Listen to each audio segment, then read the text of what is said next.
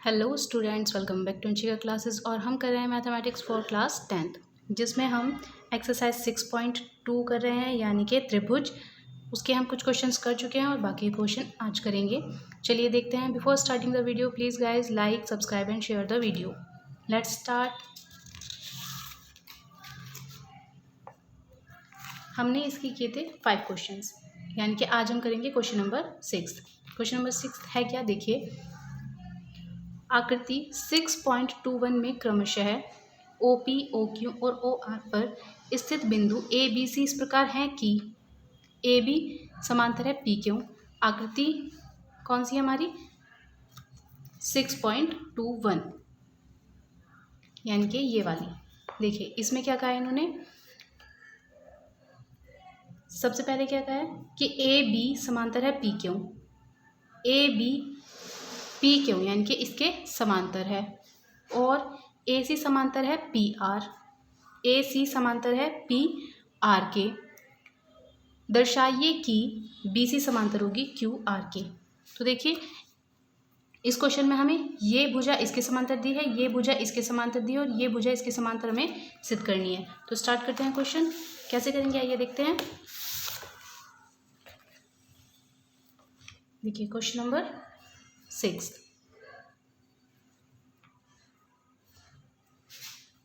क्या कहा था हमें कि AB समांतर है PQ के, ये कहा था ना। अब अगर हमारा AB, फिगर बना लेते हैं, एक बार रफ बना लेते हैं यहाँ पे।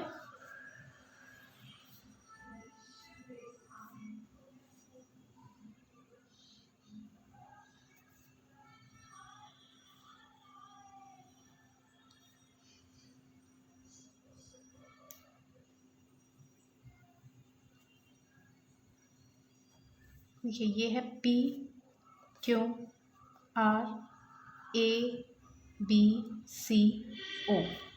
ठीक है। ये हमारी फिगर थी। हमें क्या कहा था, AB समांतर है PQ के।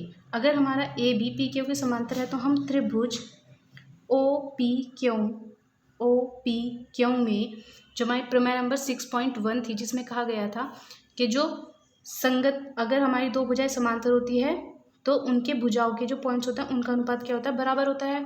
तो उससे हम लिख सकते हैं OA अपॉन OP बराबर होगा OB अपॉन BQ के, OB अपॉन BQ के।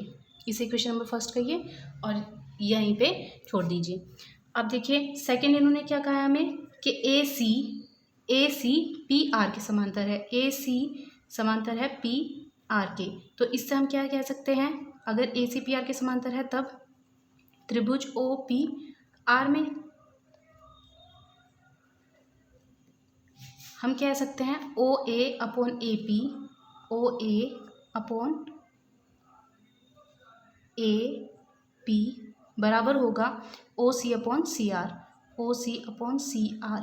देखिए यहाँ पे भी यही आएगा OA अपॉन AP फर्स्ट वाले में। ये equation number second. Equation first और सेकंड से क्या देखा हमने कि जो हमारी लेफ्ट हैंड साइड है वो इक्वल है, तो राइट हैंड साइड भी इक्वल होगी। तो OB अपॉन BQ इक्वल होगा OC अपॉन CR के, होगा ना। अगर OB अपॉन BQ बराबर हो गया OC अपॉन CR के, तो इसका मतलब क्या है कि ये वाली भुजा इसके समांतर है, अतः BC समांतर है QR के। और यही क्या करना था, हमें सिद्ध करना था। आई होप आपको ये क्वेश्चन अच्छे से समझ आया होगा। देखते हैं क्वेश्चन नंबर 7, यानी कि नेक्स्ट क्वेश्चन। नेक्स्ट क्वेश्चन क्या है हमारा, देखिए नेक्स्ट क्वेश्चन है हमारा प्रमेय 6.1 का प्रयोग करते हुए सिद्ध कीजिए कि एक त्रिभुज की एक भुजा के मध्य बिंदु से होकर दूसरी भुजा के समांतर खींची गई रेखा तीसरी भुजा को समद्विभाजित करती है। देखिए जो इन्होंने कहा है, पहले तो उसके लिए एक फिगर ड्रॉ कर लेते हैं क्वेश्चन नंबर 7 के लिए। प्रमेय 6.1 यानी कि इसी वाले प्रमेय का हमें प्रयोग करना है। उसके लिए सिद्ध करना है कि एक त्रिभुज की एक भुजा के मध्य बिंदु से, ये एक त्रिभुज है, माना त्रिभुज ए बी सी। ए बी का मध्य बिंदु मान लिया हमने पी है, माना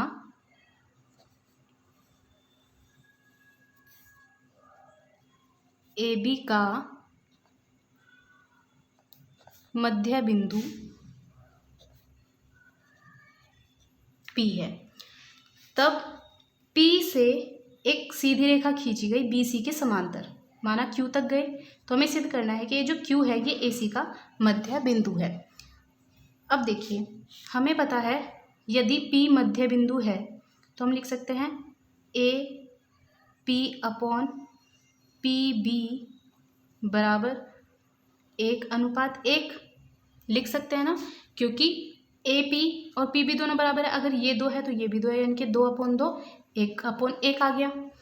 अब हमें क्या यूज़ करना है, 6.1 थ्योरम। वही, अगर ये भुजा इसके समांतर है, क्योंकि पी क्यू समांतर है बी सी के, तो हम लिख सकते हैं A P upon P B बराबर A Q upon Q C, A Q upon Q C.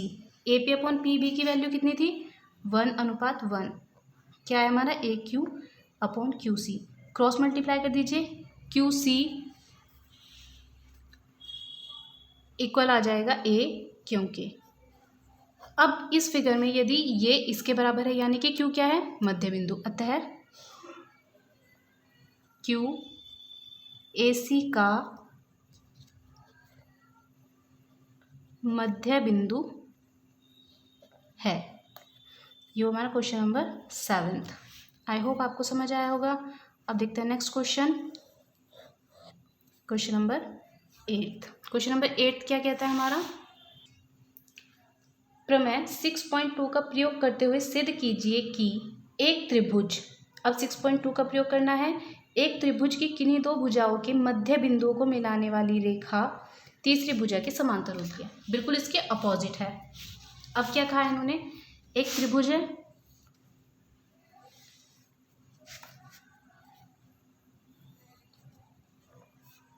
A B C, A B का मध्य बिंदु और ए सी का मध्य बिंदु पी और क्यू है। माना ए बी व ए सी के मध्य बिंदु पी व क्यू है।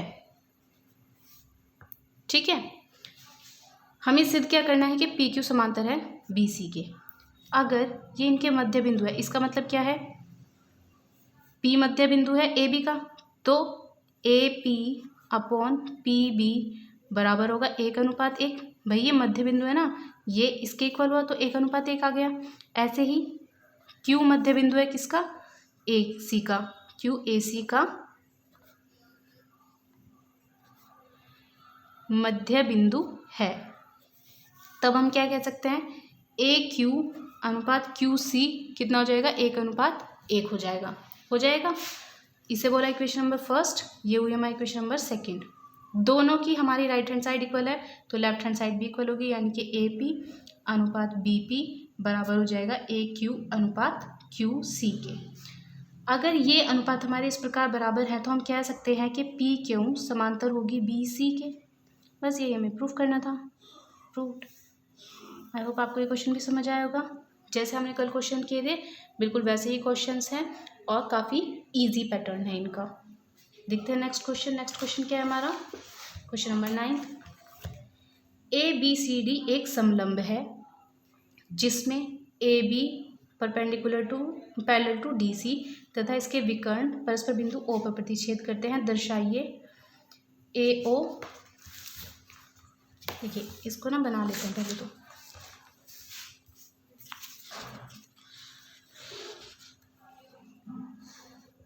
यहाँ पे बना लेते हैं, यह question number 9। A B C D एक समलंब चतुर्भुज दिया था हमें, A B C D, A B parallel to C D या डी सी लिख सकते हैं। आगे क्या कहा है इन्होंने, इसके विकर्ण होते हैं जो कोनों को मिलाते हैं, ऑपोजिट कॉर्नर जो होते हैं उन्हें मिलाते हैं, एक दूसरे को बिंदु ओ पर प्रतिच्छेद करते हैं। हमें दर्शाना क्या है, ओ ए अपॉन ओ बी बराबर है ओ सी अपॉन ओ डी के। तो चलिए करते हैं। देखिए सबसे पहले तो क्या करेंगे, हम ओ से ई के लिए एक रेखा खींच लेंगे। ओ से ई तक एक रेखा हमने खुद ही बना ली। ये थोड़ी डॉटेड बनाएंगे क्योंकि ये रचना हमने स्वयं की है। ओ से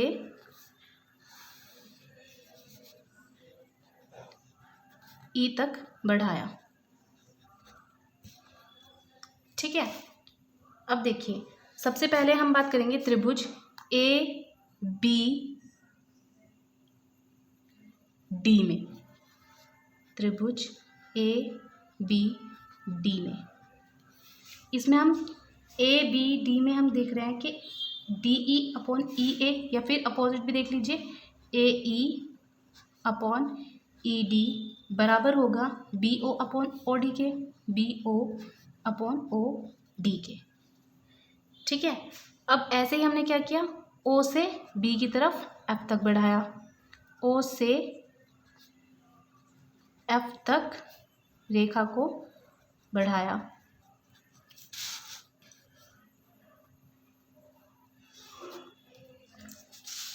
इससे हम क्या कर सकते हैं, त्रिभुज ए बी सी में देखेंगे।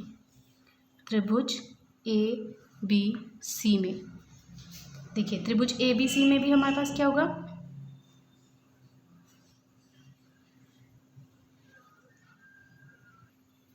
ये ए बी सी में लेंगे तो इसको ना आप ए डी सी में लीजिए। त्रिभुज ए डी सी में ये वाला त्रिभुज देखिए, इसमें हम क्या कह सकते हैं, A E upon E D, A E upon E D बराबर होगा ए ओ या फिर ओ ए अपॉन ओ सी के, कह सकते हैं ना इसको ऐसे। ये इक्वेशन नंबर फर्स्ट, ये equation number second, equation first and second से देखिए इन दोनों की हमारी लेफ्ट हैंड साइड इक्वल है, राइट हैंड साइड भी इक्वल होगी, इसीलिए ओ ए अपॉन ओ सी बराबर हो जाएगी B O upon O D. और हमें प्रूफ क्या करना था, यही प्रूफ करना था, ए ओ के अपॉन में, ए ओ के अपॉन में बी ओ, इसे इसके अपॉन में, और सी ओ के अपॉन में डी ओ, बस ऐसे प्रूफ करना था। देखिए क्या प्रूफ करना था, A O upon B O is equal to C O upon D O, ये हमारा प्रूफ हो गया। बढ़ते हैं नेक्स्ट क्वेश्चन की तरफ।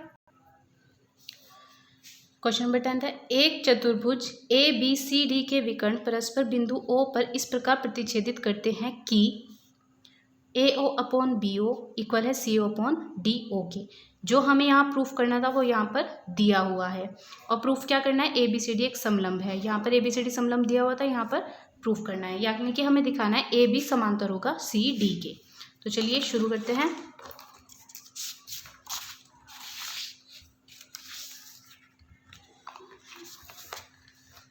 सबसे पहले इसके लिए हम क्या बना लेते हैं, एक समलंब चतुर्भुज बना लेते हैं।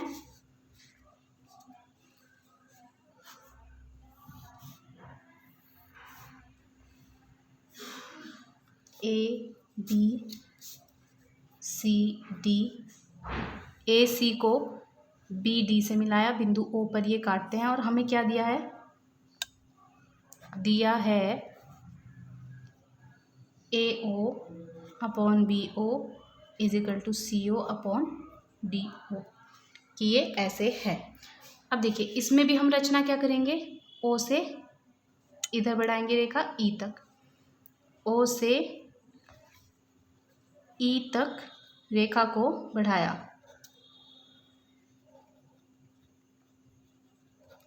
अब त्रिभुज ए बी डी में, त्रिभुज ए बी डी में हम लिख सकते हैं A E upon E D, A E upon E D बराबर होगी B O upon O D के, B O upon O D के बराबर होगी ना, इसे हम बोल देंगे इक्वेशन नंबर फर्स्ट। हमें दिया है AO अपॉन BO बराबर है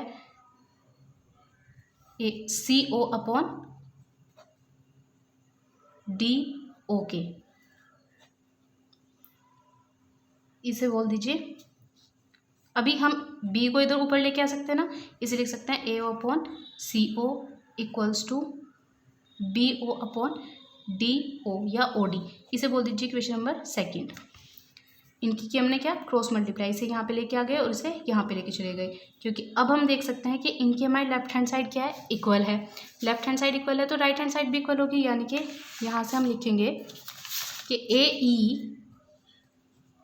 अपॉन ED बराबर होगा AO अपॉन OC के या CO के। तो इससे हम क्या कह सकते हैं कि जो हमारी रचना थी ये वाली OE, ये किसके समांतर है, OE समांतर है AB के, क्योंकि ये वाला त्रिभुज लिया था।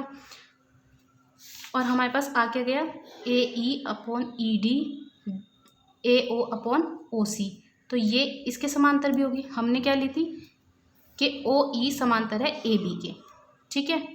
देखा बढ़ाया यहाँ पे ली थी, ये मान के चले थे हम, बढ़ाया तथा OE समांतर है AB के। और हमें मिला क्या, इनके अनुपात ऐसे मिल गए कि यहाँ से हम कह सकते हैं कि OE समांतर होगी DC के, ठीक है। अगर OE समांतर है DC के, OE समांतर है AB के, तो इससे क्या हम ये नहीं कह सकते कि AB समांतर होगी DC के। अगर AB समांतर है DC के तो ABCD एक समलंब चतुर्भुज है या एक समलंब है। आई होप आपको ये क्वेश्चन अच्छे से समझ आए होंगे। आज के लिए रखते हैं, आज की क्लास के लिए रखते हैं इतना ही। Thank you for watching. Please guys like, subscribe and share the video.